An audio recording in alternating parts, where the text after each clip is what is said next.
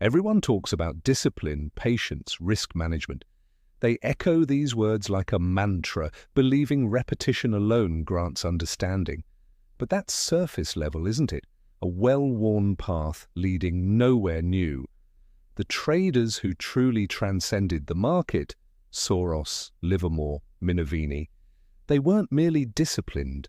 They weren't playing the same game as everyone else. Their mindset was alien, almost paradoxical. Today I want to pull back the curtain on something deeper. I'll share 7 rare mindsets these titans lived by, ideas that might just make you question everything you thought you knew about trading, or perhaps about yourself. I've spent years immersed in the minds of market legends, not just reading their books, but dissecting their every recorded thought, every inflection. And what truly fascinated me wasn't their strategies, their entry and exit points. Those are transient, ever-shifting. No, it was how they thought, how they perceived reality. It was their psychology, a peculiar blend of conviction and doubt, certainty and humility. It's a subtle distinction often missed.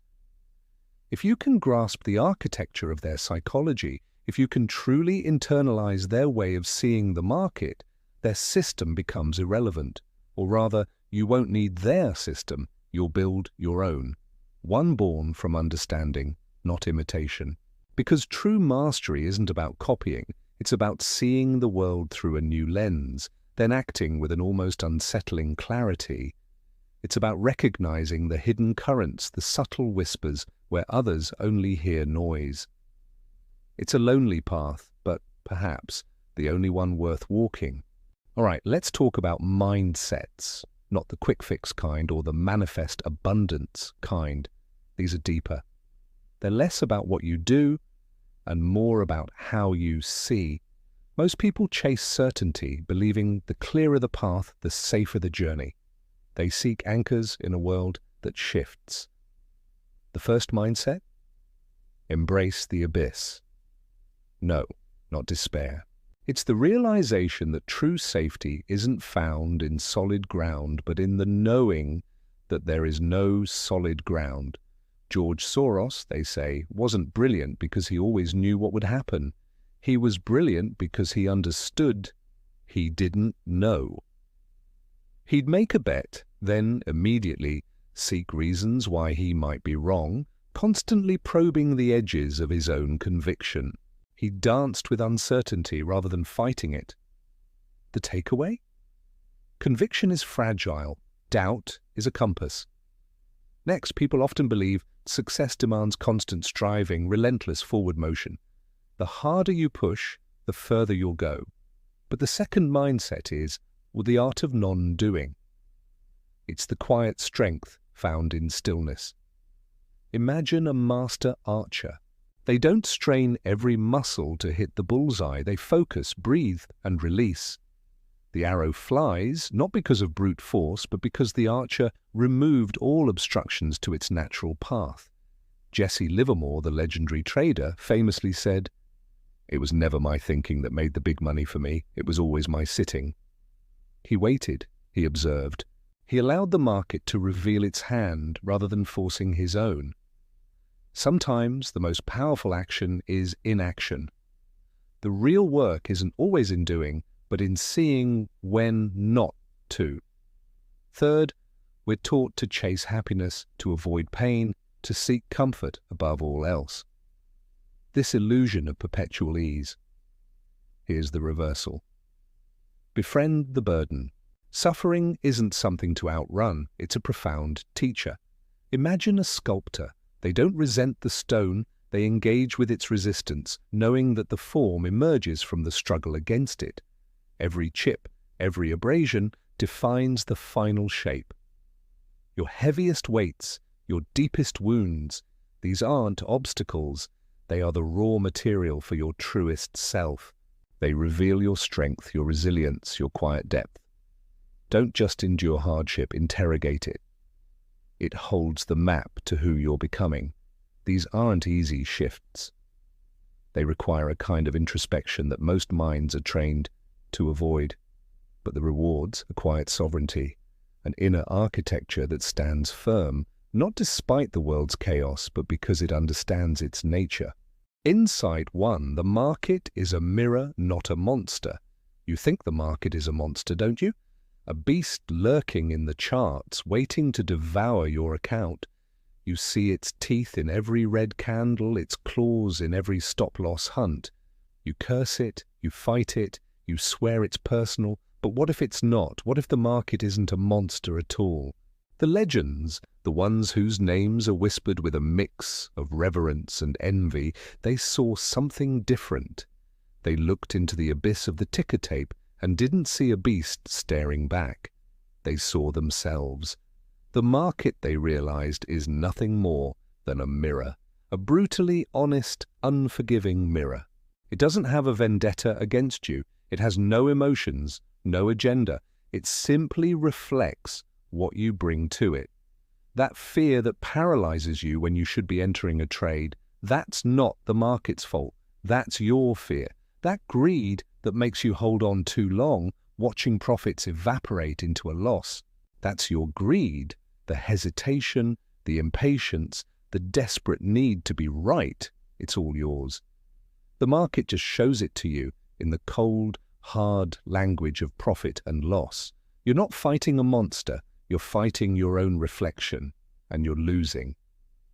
Every time you blame the manipulators or curse your bad luck, you're just punching the mirror. The cracks spread, the image distorts, but the face staring back is still yours. The pattern repeats, the same mistakes over and over. You think you're learning new strategies, new indicators, but you're just finding more sophisticated ways to express the same old flaws. The problem isn't the chart, it's the person reading it. So you can keep buying new armor, sharpening new swords. You can keep fighting this phantom beast you've created, or you can do what the masters did. You can put down your weapons, step closer to the mirror and just look, really look.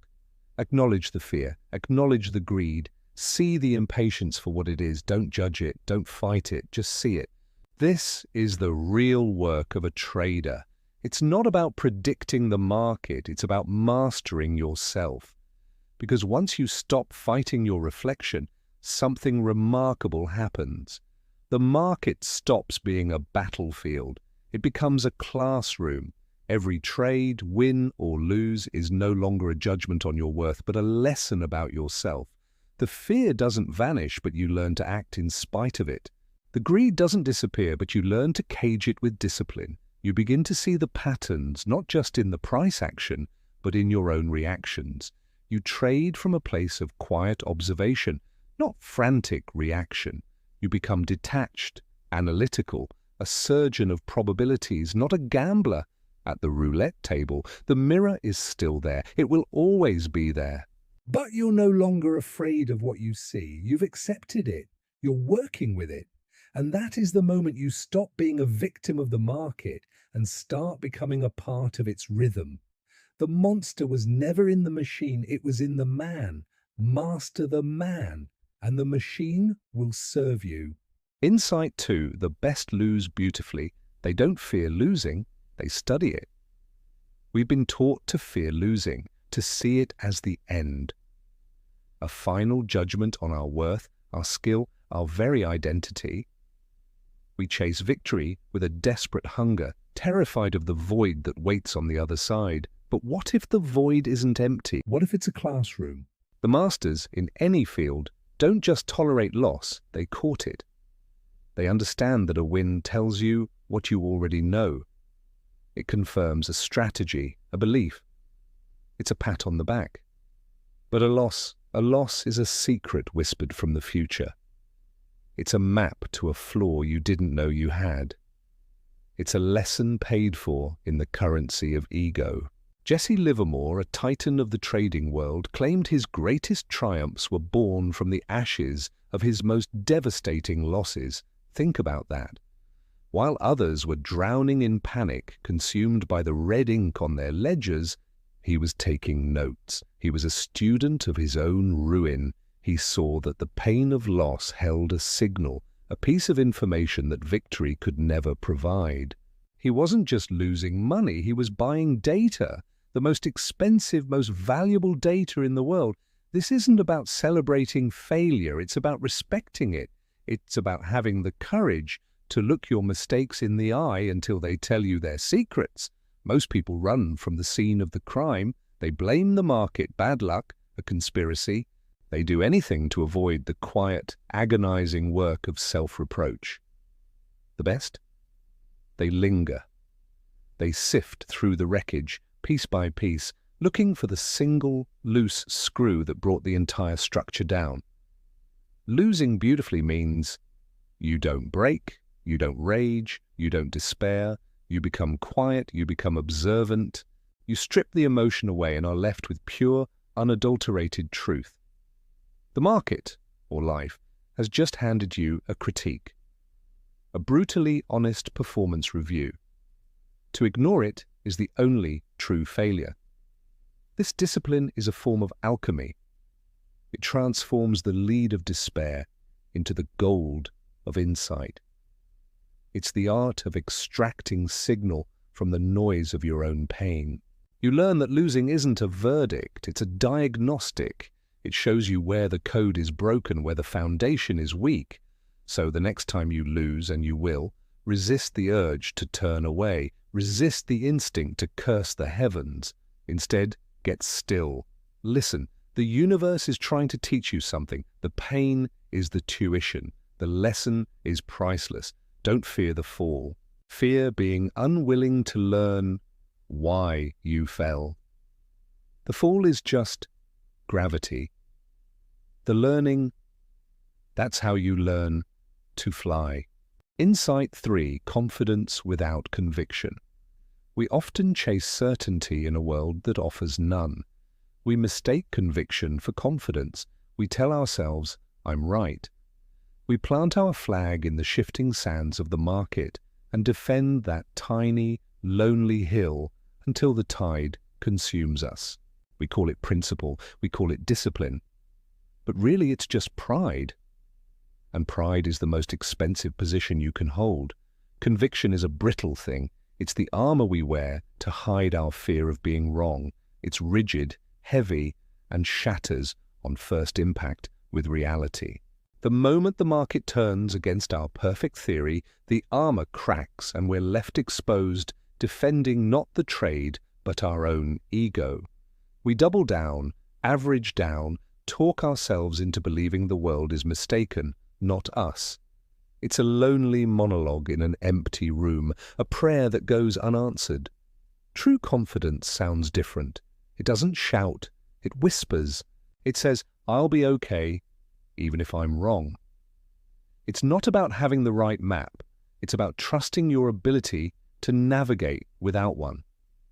It's the quiet assurance that you can handle the unexpected, that you can survive your own mistakes. It is the freedom to be wrong. Think about it. The legends of the trading world aren't remembered for being right all the time. They are remembered for their resilience, for their ability to adapt. They don't marry their ideas, they date them. They're willing to walk away the moment the relationship becomes toxic. Their edge isn't a secret formula or a crystal ball. It's mental flexibility. It's the discipline to kill their darlings, to abandon a beautiful theory the second the evidence contradicts it. This isn't just about trading.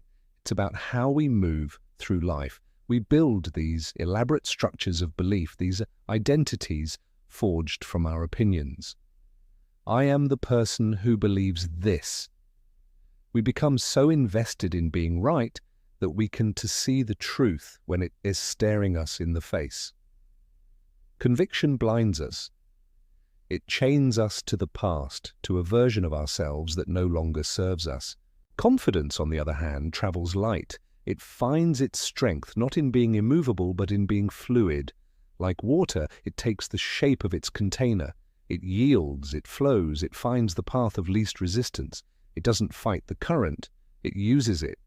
This is the art of detachment, not a cold, sterile absence of feeling, but a deep, intimate understanding that you are not your ideas. You are not your trades. You are not your wins or your losses. The market doesn't care about your story.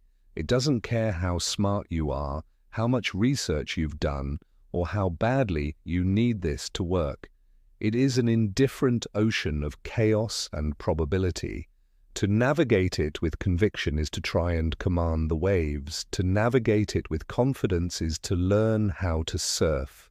So, the next time you feel that surge of certainty, that ironclad belief that you've finally figured it all out, pause. Ask yourself, is this confidence or is this conviction? Am I trusting my ability to adapt, or am I just afraid of being wrong?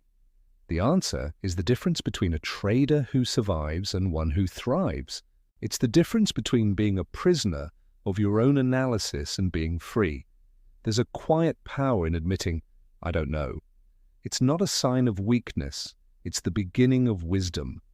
It's the space where learning can happen, where adaptation is born. The goal isn't to be right. The goal is to stay in the game. And to do that, you need the humility to let go of what you think you know and the confidence to handle whatever comes next. That is the real edge. Insight for risk is an emotion, not a number. They tell you risk is a number, 1% per trade. A clean, sterile formula pulled from a textbook. It's a neat little box to put the chaos in. But you've been in the arena. You know the truth. Risk isn't a number, it's a feeling. It's the knot in your stomach when the market turns against you. It's the sweat on your palms as you hover over the sell button.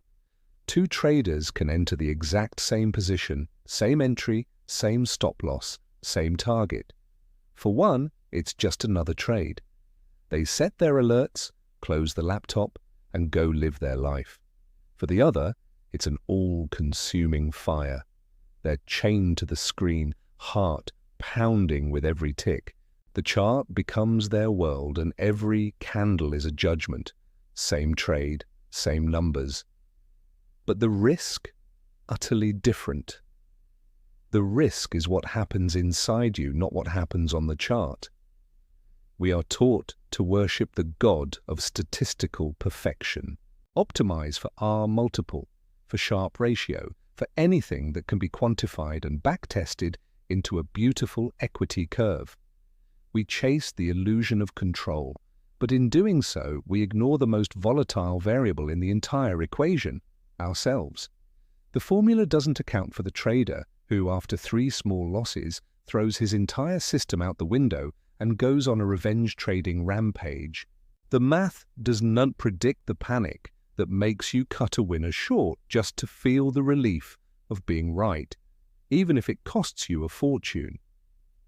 The real masters of this game size their positions based on what a spreadsheet tells them is optimal. They size based on what lets them sleep at night. They understand that their most valuable asset isn't their capital, it's their clarity. And clarity is the first casualty of fear. When your nervous system is in a state of high alert, you don't see the market. You see your own demons projected onto the price action. You make decisions not to win, but to stop the pain. Think of it as a weight. Some can deadlift 500 pounds and walk away smiling. For others, lifting that same weight would tear their body apart. You wouldn't tell the second person to just be stronger. You'd tell them to lift what they can handle safely. Trading is no different. Your emotional 1-rep max is your true risk tolerance. It's the point where the weight of the position begins to compromise your form, your discipline, your patience, your judgment. Trading beyond that point isn't brave, it's reckless. You're guaranteeing failure because you've created an internal environment where good decisions are impossible. So we chase smaller position sizes. We trade so small it feels almost meaningless. Friends might laugh. You made what? $100 on that move? They don't understand. The goal isn't to make $100. The goal is to remain neutral, to observe the market without the distortion of hope or fear, to execute your plan with the dispassionate precision of a surgeon. When you trade at a size that feels safe to your very core, your mind goes quiet. The noise dies down. And in that silence, you can finally hear what the market is actually telling you. The paradox is that by risking less financially, you can afford to risk more psychologically. You can hold through the chop. You can let your winners run to their full potential because their eventual outcome doesn't threaten your sense of well-being. You escape the self-sabotage loop, the cycle of anxiety leading to mistakes, leading to more anxiety. You stop fighting yourself and start trading the market. This isn't about being timid, it's about being strategic. It's about understanding that the game is played on two battlefields simultaneously, the external one on the screen and the internal one between your ears. And the internal battle is the only one you have to win. The market will do what it will do. You can't control it, but you can control the conditions of your own mind. So forget the formulas for a moment. Forget what the books say. Ask yourself a different question. Not how much can I afford to lose, but at what point does this trade start to own me? Find that line. That is your risk, your real risk. And your job is to always trade on the safe side of that line. Because profitability doesn't come from a perfect system. It comes from a peaceful mind. True edge isn't found in an algorithm. It's found in emotional regulation. Master your inner world, and the outer world of charts and numbers will begin to make a strange and beautiful kind of sense. Insight. 5. Freedom comes from rules. They tell you rules are for the obedient, for those who can't think for themselves. They paint a picture of freedom as a vast, open field with no fences, where you can run in any direction your heart desires. It's a beautiful, intoxicating lie, because out in that field with no landmarks and no path, you're not free. You're just lost. Most people see rules as restrictions, as a cage. They spend their lives trying to break out, chasing a horizon that's always just out of reach. But for those who truly understand the game, especially the high-stakes game of the market, rules are the very source of liberation. Think about it. The novice trader, unbound by any system, is a slave to every tick of the price. A flicker of green, and their heart soars with greed. A flash of red, and a cold dread seeps into their bones. They are puppets, and the market's random noise pulls their strings. They believe they are making choices, but they are merely reacting, driven by the primal, chaotic whims of fear and hope. Their freedom is an illusion, a frantic dance on the edge of a cliff. Is that what you call liberty? Being jerked around by your own biology? The master, on the other hand, builds a cage for their emotions. They forge a system, a set of rules, not to confine their intellect, but to protect it. This structure isn't a prison, it's armor. It's a fortress built brick by painstaking brick, each one a principle learned through failure, through loss, through staring into the abyss of their own fallibility. They understand a fundamental truth. The human mind under pressure is a deeply unreliable narrator. It will tell you stories to make you feel safe, to justify your impulses. It will whisper that this time is different. The rules say this is your entry point based on tested criteria. Greed screams, "Get in now, don't miss out." The rules say this is your stop loss, the point where your hypothesis is proven wrong. Fear begs, just a little lower, it will turn around. The rules say, take profit here, according to the plan. Hope fantasizes, hold on, this could be the one that changes everything. Who do you listen to? The architect of your success, or the saboteur in your own head? Every rule you follow, every single one, is a conscious act of rebellion against your own worst instincts. It's a deliberate choice to amputate one more avenue for emotion to poison your judgment. With each trade executed according to the system, you starve the beast of fear. With each profit taken as planned, you quiet the siren song of greed. The tighter the system, the more disciplined the execution, the freer the mind becomes. This is the central paradox of mastery, not just in trading, but in any craft worth a damn. The musician doesn't become free by ignoring scales and theory. They become free when those rules are so deeply ingrained that their fingers move without thought, allowing pure expression to flow through them. The discipline doesn't trap them, it releases them. It automates the mechanics so the soul can speak. When your decisions are automated through principle, when your actions are a reflex born of your system, emotion loses its grip. It can still be there, a distant rumble of thunder on the horizon, but it no longer commands the storm. You are no longer reacting to the market. You are responding from a place of quiet, calculated certainty. You don't have to think about whether to pull the trigger. The rules have already made that decision for you long before the trade ever presented itself. This removes an immense cognitive burden. The psychic energy once wasted on wrestling with doubt, fear, and indecision is now freed up for what truly matters, refining the system, observing the market with clarity, and seeing the bigger picture.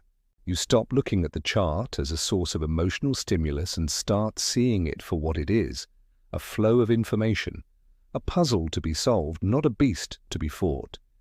In the silence that follows, when the chatter of your own mind has finally ceased, that is where freedom begins. It's not the loud, chaotic freedom of the open field. It's a different kind of freedom altogether. It's the quiet, profound freedom of the captain who trusts his instruments in a storm. It's the freedom of knowing you have a plan, a process, a bulwark against the chaos, both on the screen and within yourself. You are no longer a gambler hoping for a lucky break. You are the house. You have defined the rules of your own engagement, and you follow them with unflinching consistency. The outcome of any single trade becomes almost irrelevant. It's just one more data point in a long series, a testament to the integrity of your process. You have accepted that you cannot control the market, but you have seized absolute control over the one thing you can, yourself. So let them have their open fields and their romantic notions of unbridled freedom. Let them be tossed about by the winds of hope and the tides of fear. Your path is different. It is the path of the architect, the strategist, the master of their own domain. You build your rules not as a cage for your potential, but as a sanctuary for your mind, because you understand the ultimate truth. The only real prison is the one built from your own untamed emotions, and the only key that can unlock it is discipline. Freedom isn't the absence of structure. Freedom is the result of it. Insight 6, patience is the sharpest weapon. The market is a symphony of noise, a relentless, deafening cacophony designed for one purpose, to make you move. Every flicker of green, every drop of red is a siren's call whispering, "Act now, do something, don't just sit there." It's an architecture of anxiety built to prey on the most human of impulses, impatience. And in this frantic arena, the most rebellious act, the most profound strategy, is to do nothing at all. We're taught that action equals progress, that sitting still is stagnation. But in trading, this couldn't be further from the truth. The greatest victories aren't won in a flurry of clicks, but in the long, agonizing, and ultimately beautiful stretches of silence. The market doesn't care about your effort. It doesn't reward you for being busy. It rewards you for being right. And being right often means waiting. Think of it this way. A professional sniper doesn't fire at every shadow. They don't waste ammunition on maybes. They wait for hours, for days, unmoving, observing. Their stillness is not passivity. It's a state of heightened awareness. It is a position in itself. They wait for the perfect moment, the confluence of wind, distance, and target, where the probability of success is overwhelmingly in their favor. Only then do they pull the trigger. One shot. One perfect execution. That is the trader's mindset. Your capital is your ammunition. Why would you waste it on random shots in the dark? Every setup, every chart pattern is like a ripening fruit. You can see it developing. The structure is forming. The momentum is building. It's tempting, isn't it, to reach out and grab it before someone else does, to pick it while it's still green, convinced you can force it to ripen in your hands. But what happens? You end up with something bitter, sour, and undeveloped. You ruin the harvest. The market punishes haste with the quiet cruelty of a failed trade. True masters of the craft understand this. They let the fruit mature on the vine. They wait until it's so perfectly ripe, so heavy with potential, that it practically falls into their hands. Their job isn't to force the trade, but to be there, ready, when the trade presents itself. This kind of patience is a form of rebellion. It's a quiet protest against the casino mentality that the market promotes. The constant churn, the high-frequency algorithms, the get-rich-quick narratives, they all feed on your inability to wait. They want you to trade on emotion, on FOMO, on the desperate need to feel like you're participating. When you choose to wait, you are unplugging from that machine. You are telling the market, I will not play your game, I will play mine. And your game is a game of precision. Patience isn't about being lazy or disengaged. It's the highest form of discipline. It's an active, conscious choice to conserve your two most valuable resources, your capital and your mental energy. Every trade you don't take is a victory. Every time you resist the urge to jump into a mediocre setup, you are strengthening your resolve. You are sharpening your edge. You are refining your judgment. You are training yourself to recognize the difference between a random flicker on the screen and a genuine, high-probability opportunity. Waiting is a position. Let that sink in. When you are in cash, you are not on the sidelines. You are holding the most powerful, most flexible position of all. You have 100% of your capital ready to deploy with zero risk. You have clarity. You are an observer. Free from the emotional distortion that comes with being in a trade, you can see the entire battlefield, not just the trench you're stuck in. From this vantage point, you can wait for the fat pitch, the one perfect setup that makes all the waiting worthwhile. The market is a transfer of wealth, as they say, but more accurately, it's a transfer of wealth from the impatient to the patient. It relentlessly, systematically funnels money away from those who need instant gratification and gives it to those who can endure the discomfort of waiting. The market rewards boredom. It rewards the ability to sit on your hands while your primal brain screams at you to do something, anything. This isn't just a technical skill, it's a philosophical one. It requires a deep understanding of yourself. You must confront your own anxieties, your own greed, your own fear of missing out. You must be willing to be bored. You must be willing to feel like you're falling behind while others are supposedly cashing in. It's a lonely path. There's no glamour in waiting. There are no screenshots of not trading today. But the scoreboard at the end of the year doesn't lie. It's the ultimate irony. In a world moving faster than ever, the key to success is to slow down, to breathe, to watch, to let the chaos unfold without getting swept up in it. Your edge isn't a complex indicator or a secret algorithm. Your edge is your ability to outweight everyone else. It's the quiet confidence of knowing that your moment will come, and because you've been so disciplined, so patient, you will be ready. So the next time the market tries to seduce you with its frantic dance, remember this: patience isn't passive, it's a weapon. It's not emptiness, it's coiled potential. It's the deliberate strategic choice to trade only when the odds are profoundly in your favor. Waiting is your position. It's the sharpest weapon you will ever wield. Don't be afraid to use it. Last but not the least, the market rewards emotional minimalism. The market doesn't care about your hopes. It doesn't acknowledge your fears. It is a vast, indifferent ocean, and your emotions are the storms you conjure yourself. We're taught to feel, to be passionate, to pour our hearts into our work. But here, in this digital arena of flashing numbers and fleeting opportunities, your feelings are the most expensive liability you own. They are the hidden fees on every transaction, the tax on every gain, the compounded interest on every loss. The more you feel, the more you pay. It's a brutal, simple arithmetic. We arrive thinking our passion is our edge. We believe our conviction will bend the probabilities in our favor. We mistake the adrenaline of a winning trade for insight and the cold sweat of a losing one for a lesson learned. But it's all just noise. The market is not a drama to be lived. It's a problem to be solved. And you cannot solve a problem when you are screaming.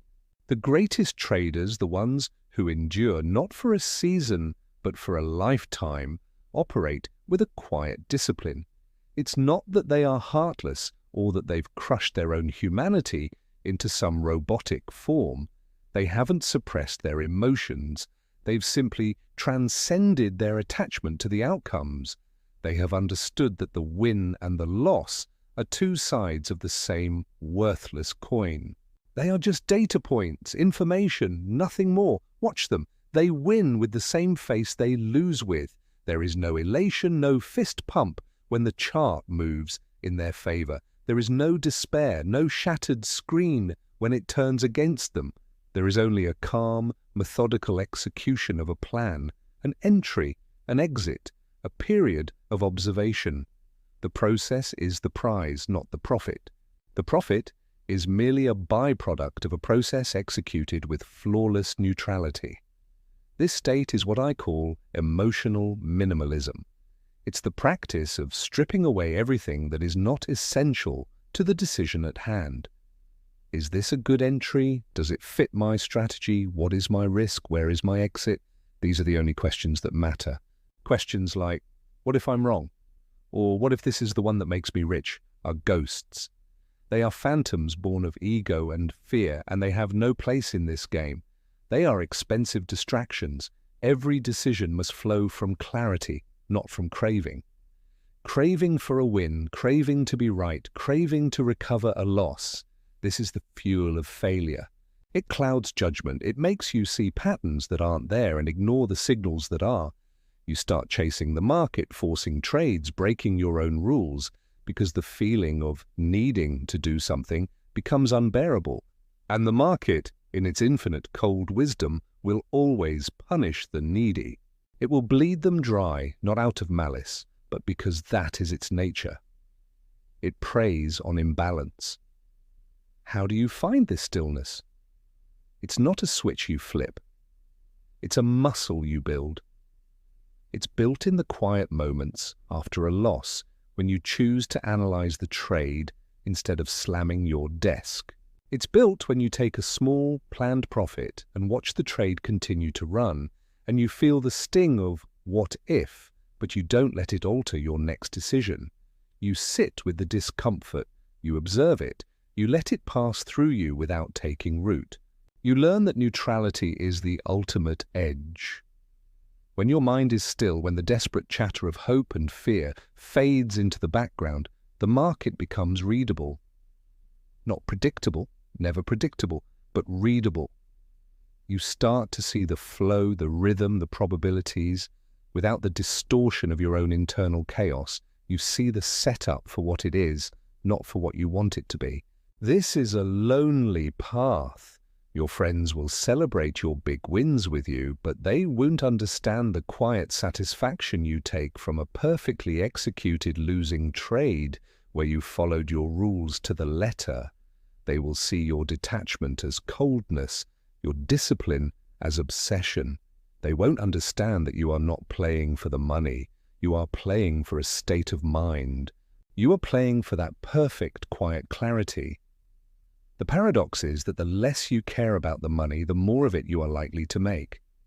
When the P&L is just a number, a piece of feedback on your process, you are free. You are free to make the right decisions, the hard decisions, the decision to cut a loser without a second thought, the decision to sit on your hands for days, waiting for the perfect setup, while others are burning through their capital on mediocre trades. This is the art, not the charting, not the indicators, not the news. Those are just tools. The art is the cultivation of the self. It's about forging a mind that cannot be swayed by the twin impostors of greed and fear. It is the slow, deliberate process of detaching your self-worth from the random fluctuations of a number on a screen. Look at your own trading, every mistake, every impulsive entry, every time you held a loser too long. I promise you, at its root was an emotion. A flicker of greed, a surge of fear, a stubborn dose of hope. Your trading journal is not just a record of your trades, it is a map of your emotional landscape. Study it. Know your weaknesses. Are you a hopeful loser, an impatient winner? The market knows, and it will test you on it again and again until you learn. Emotional minimalism is not about becoming a machine.